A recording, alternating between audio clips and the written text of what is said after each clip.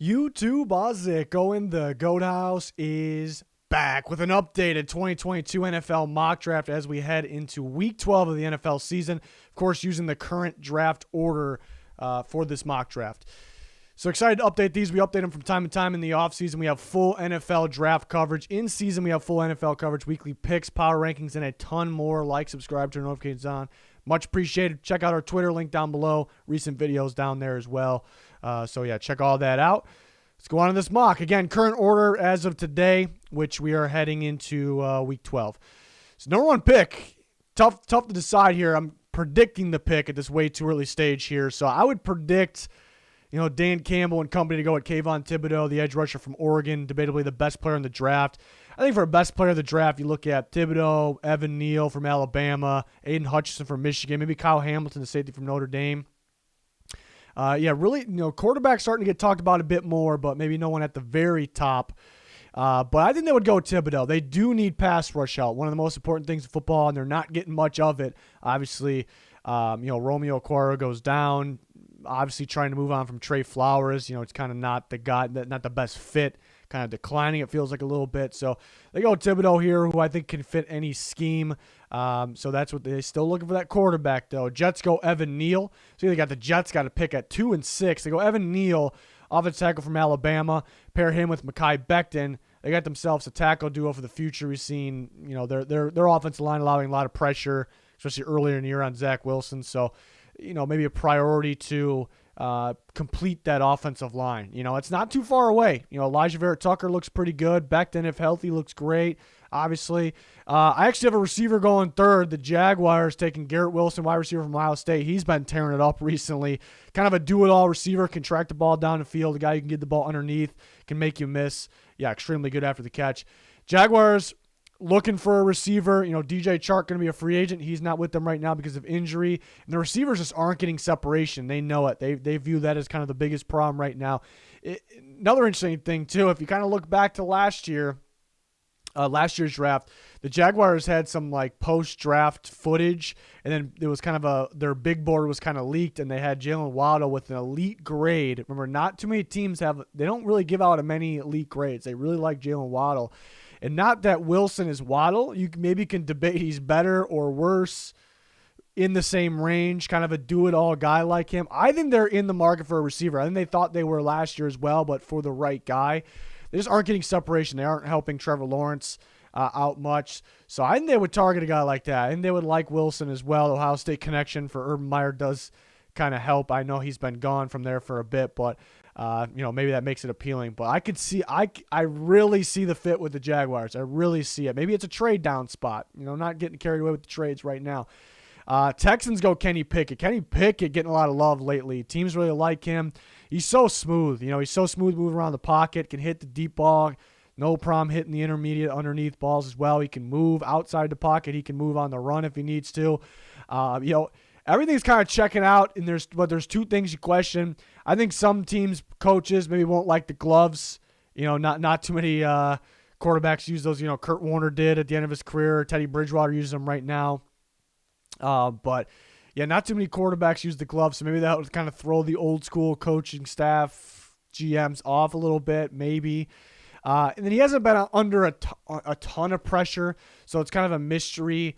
How will he be against NFL pressure? And that usually is kind of the biggest step in why guys kind of fall off a little bit. That usually is it. But Kenny Pickett getting a lot of love right now. The Texans looking for their guy. I think that's Texans type of guy. They definitely don't want to run first guy. With this new staff, I think, Tyrod Taylor's trying to be, he scrambles a bit, but they're not trying to get him to run first, right away. I still think they're kind of looking for that guy, the right guy anyways. And Pickett can move, so getting a guy that has that extra mobility as well. So I think the Texans will like him. The Giants got 2 picks at the top. I think they should be in the market for a quarterback, but I also don't think they should reach for a quarterback. It's kind of enough with Daniel Jones here. Enough is enough. But Aidan Hutchison may be too good to pass on. They could use another edge rusher, not getting a ton of pressure from the edge rush position. I think pairing Aidan Hutchison with a guy like Azeez Ojulari would be fantastic. I mean, that's the duo of the future right there. And Hutchison, potentially an elite prospect in this class. I think they would love to have him there. Just too good to pass, better than what even though I think they badly need a quarterback, better than the quarterbacks available in my opinion. And I could see them, even if a new staff comes in there, Daniel Jones, a type of guy that a lot of people would insist on because he's big, he's strong, he's got sneaky athleticism for that, kind of like a Justin Herbert body type. Everybody just takes one look at him and they love him, but he just hasn't been producing. But I can see it being a guy that the team continues, no matter who the staff is, continues to insist on. Jets go Kyle Hamilton. I think they could like a guy like Aidan Hutchison as well if he's there, but Kyle Hamilton, Marcus May off the franchise tag, currently injured too. There was some problems with he wanted an extension. They didn't really want to extend him. I kind of get the feeling that he goes elsewhere. And they could use a replacement, but they can use an upgrade at safety. And Kyle Hamilton might be the best safety prospect we've seen in some time. We see the range. I mean, the range is, you can find everything about his game is great, but the range on the kid is insane. The length, the range, the ability to kind of get downhill and attack the ball, be a playmaker in the back end. So the Jets get that big-time defensive player for Robert Saleh's scheme there. Giants up again. Got them going offensive line. They, again, I can see them insisting on Daniel Jones, and they definitely need to upgrade at the offense. It really feels like quarterback and offensive line probably the biggest spots they need to upgrade. So they get Ikem Okwonu from NC State, who is currently playing tackle and looking pretty damn good there. A lot of people, say he could definitely be a better guard in the NFL. I can see it, kind of one of those bully of a blocker type guys. I think it can help him at tackle or guard. Giants can kind of use both there. They probably play him at guard, which they're kind of more focused on getting here. So improve that pass rush and then improve the offensive line here. Eagles goes Derek Stingley Jr., so get that corner to pair with Darius Slay for the future. Here at pick 8, that'd be ideal for them. They get that pick from Miami. You see where those picks are coming from the left side. A lot of trades already in place, which is pretty wild. So that's going to make it even more entertaining there. Next group of guys here, the Falcons go Charles Cross, offensive tackle for Mississippi State, one of the better tackles in the draft class. And they probably put him at the right side. Replace Caleb Mccreary, has not been playing well, had some injuries, right off the bat when he came in. Jake Matthews on the other side, how much more time does he got? So and the pass protection's been pretty off, for the Falcons. They could use a guard too, but Cross would be too good to pass. I get the tackle of the future. Washington goes quarterback, Matt Corral, quarterback Ole Miss. Maybe some similarities of Taylor Heineke in there. His ability to scramble, make that big clutch play on the run. Corral's going to have a lot more upside, though. We know they're still looking for the quarterback in the future, so get that similar style quarterback that they know fits but has that tremendous upside. Maybe be a little more accurate, as well. So Washington gets that guy. Eagles up again. Eagles are loaded here. Nkobe Dean, they need a linebacker pretty bad. I think they can benefit from kind of getting somebody that can blitz a lot. There's not, they don't blitz a ton. I feel like that, that type of defense, they want to blitz more. They kind of just don't have it. They don't have it right now. Coming from, Jonathan Gannon's their defensive coordinator. He was kind of coming from that Mike Zimmer tree. That is a big time blitzing, supposed to be a big time blitzing defense. So kind of go get that guy, Nkobe Dean from Georgia, is a high motor, do-it-all guy. You're going to blitz at a high level. It's going to be a rangy, make plays sideline to sideline. Then the Eagles like him. Panthers go Kenyon Green. Could be in the market for a quarterback. I think first things first is kind of get that offense line under control. Kenyon Green, who was a guard, played at a high level, playing tackle at the moment, playing that at a pretty high level.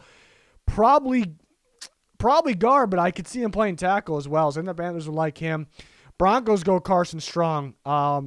They're looking for their quarterback in the future. I think they'll like Strong. I think Carson Strong has the potential of being the first quarterback taken because of his arm strength. He has the ability to make all the throws. They'll probably like his build, his body, the frame, I should say. It's kind of the prototype. He had a knee injury in high school. He wears a knee brace on his leg, so that could be a worry. That's going to be a worry for some, but for some reason at quarterback, some people don't really worry about, Joe Burrow fresh off a knee injury. Nobody's really worried about that. It's more so the offensive linemen or the running backs, So maybe that's not a problem for some teams. For Strong, he makes some wild throws. He can make all the throws. He's got the velocity on the ball. You do worry about the competition he plays against. And you do watch some of these throws, like he fits in a tight window, and it's like, wow. But you keep watching it. It's like, if those DBs were a little better, maybe a little more athletically gifted, they probably would have snatched that ball. And you think going from Mountain West play to NFL, yeah, maybe those are some turnover-worthy plays. Not really right now, even though they're close. But once you get to the NFL, maybe they're more of the turnover-worthy plays. But he has that wow ability, that big-time upside there. So I could see a team taking him first overall. I could see him drop out of the first round if they're worried about the injury. And the Broncos would like him. And they would like him to get more downfield game going with those receivers they have. Dolphins go Tyler Lindenbaum, interior offensive lineman from Iowa, can play center or guard at a high level. He should be a sure thing there on the inside. And the Dolphins still retooling that offensive line. It definitely needs to be cleaned up. It's one of the worst ones in football right now. So they'll probably still trust the development of their tackles because they got some young guys that have the ability to be good there. So they'll probably try to beef up the inside. Raiders go Jordan Davis, nose tackle from Georgia. Maybe not the biggest need for the Raiders. Could use a receiver, perhaps. The things we brought up about Derek Carr once we get to the draft time. It happens every year, probably because he plays poorly in the second half of the year every year. But I think they could benefit from getting a guy in there to stop the run. And Jordan Davis is just that guy is a beast. Nose tackles don't typically go that high. Vita Vea went pretty high because it was a kind of a sure thing. This guy is going to dominate the run. He can get some interior pressure as well. It's kind of where Jordan Davis is at, You know what you're going to get. He's a dominant force in there. So I think the Raiders can benefit from, getting him stopping the run at a better level here because they've been struggling against that recently. But the Raiders can go in multiple different directions. Jordan Davis is a weird one because, again, nose tackles don't, even if they're very good, they typically don't go in the first round. But if they're that great, if they're just rare type of nose tackles, and they're can't miss guys, sometimes they go well inside the top 10. It's been a bit.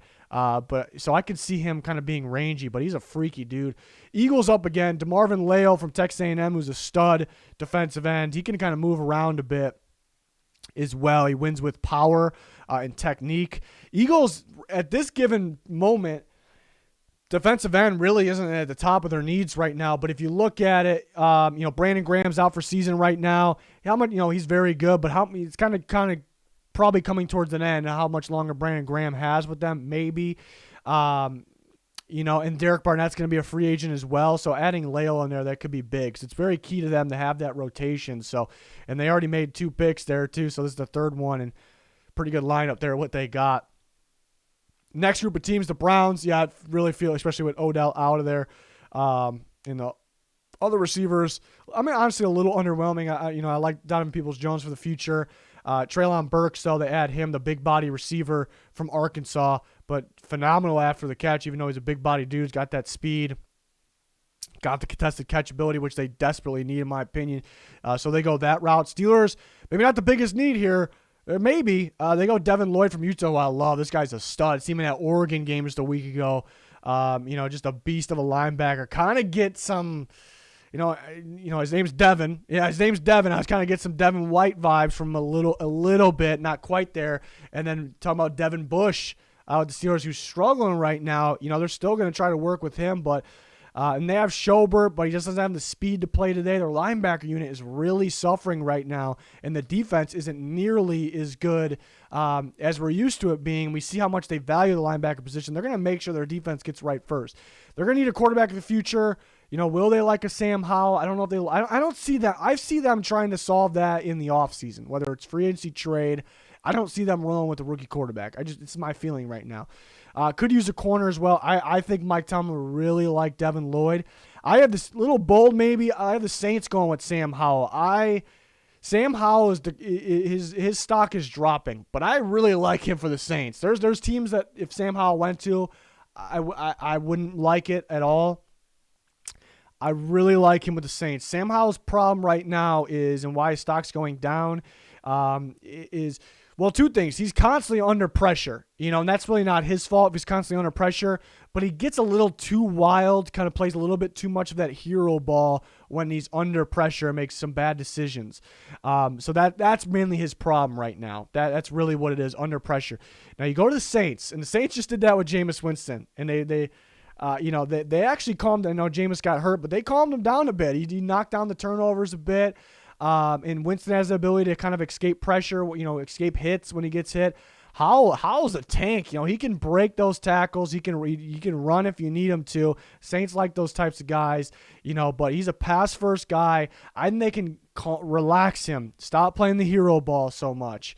And if you take that away and you take the constant pressure away with the Saints with one of the best offensive lines in football, Sam Howell's got some potential then, because we know he has the arm strength. We know he has the deep ball ability. I think the Saints will like him. I think he'll be very, very solid with the Saints as well. So they're looking for their quarterback of the future. Will they bring back Jameis? That's kind of the question here. They could use a receiver. They kind of have a lot of needs compared to the past, what we're used to. They didn't really have, what do we give the Saints? They don't need much. Now they kind of have a lot. They could use guys in the secondary. They can use another pass rusher perhaps. You can use a number of things here. But going with the quarterback, I like the fit with Howell there. Vikings going with Sauce Gardner from Cincinnati. I think they'll like him a lot. He's very good in all types of coverage, but shown out in cover 2. The Vikings run a bit of that. Real good technique, real good ball skills, and I guess it depends. Mike Zimmer might be gone. Let's be a big Mike Zimmer guy, Ahmad Gardner. So I guess it depends there. He might be gone. Not the coach anymore, so I guess it'll probably depend on that. But both their starting corners are only on 1-year deals, so they could be out. They could be looking for a pass rusher as well here at the spot. The Bills go Zion Johnson, offensive lineman from Boston College. A guy that could play, we feel that could play tackle or guard. The Bills' offensive line is not playing too well right now, so they can use one of those versatile guys in there, upgrade that offensive line. Chargers, Mike Williams, a free agent, could use another receiver anyways. Drake London is kind of that. Yeah, Mike Williams is kind of a big body downfield guy. Drake London has that, but you also can get him going underneath. See, USC gets him a ton of production underneath, whether it's screen passes or slants. He's pretty dominant on him too. So I think the Chargers like him, that he's kind of like that maybe a Mike Williams replacement and some, so I think they'll like him a lot. Bengals, offensive line still probably the biggest need. I'm not feeling the value here at this point with a lot of the guys off the board, the top guys off the board. I think they can use another corner. Their defense is getting a lot better if they get another corner in there, and they'll, that'll really boost them. Andrew Booth from Clemson, a very physical corner. I think he's going to be just effective, and they play a lot of man, but man or zone. Wants to come up and make a play as well. And the Bengals like him and improve their cornerback group. Lions, still no quarterback. Other guys, Malik Willis. It just feels too much like he could, in a certain offense, if somebody wants to run like a Malik Willis offense, like a Lamar Jackson offense, not quite the same, but I think he could be effective. He could be good. Little inconsistent in his passing. He almost feels like he need to be a run first guy. At times he kind of gives you those vibes. So I think he's dropping a bit. Desmond Ridder, the problem with him is it's a lot of one-read plays. So how is he going to be if we take away the one-read plays? But he's very talented. The Lions, they need a receiver. They got that pass rusher, need a receiver pretty badly. Jameson Williams is balling out for Alabama. I remember coming from Ohio State. Those other guys were kind of outplaying him there, but he looks really good at Alabama. Has the speed, quickness, has the footwork for the routes. Really good underneath, really good at tracking the ball downfield, making a spectacular play or catch.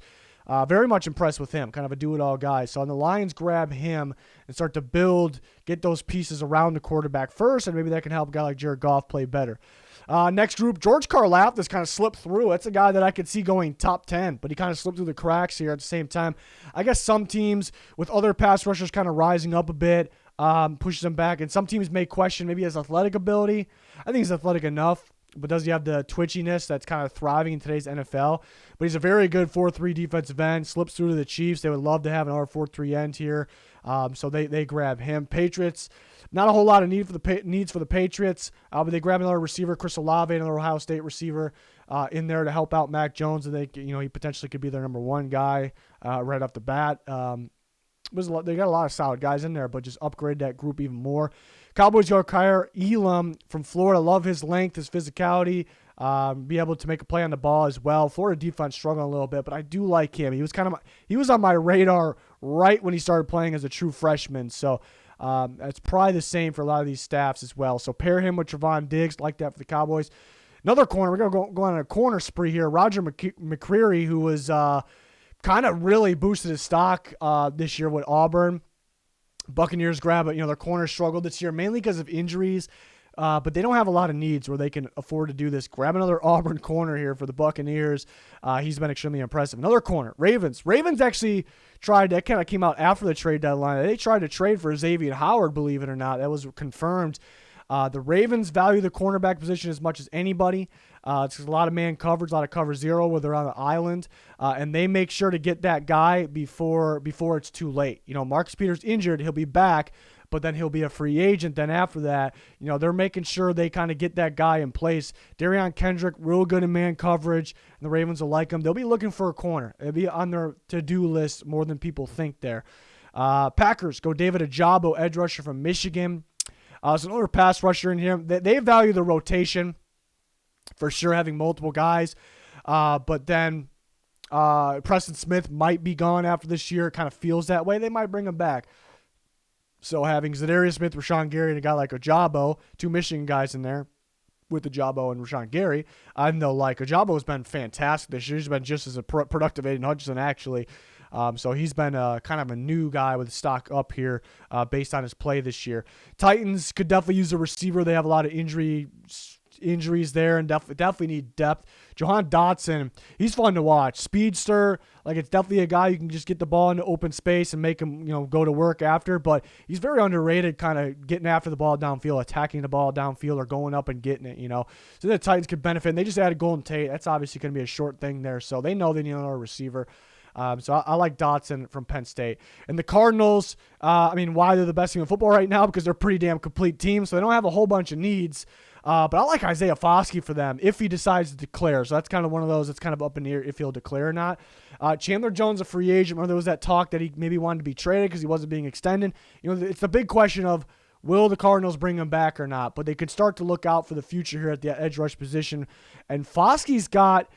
it's hard to compare somebody to Chandler Jones. This guy, a legendary career, but similar frames, rushing styles. Foskey can put his hand in the dirt, play like a 4-3 end, or he can stand up, play like an outside linebacker, edge rusher. Some similar to Chandler Jones there. Foskey's been a monster this year, absolute monster, getting after the quarterback.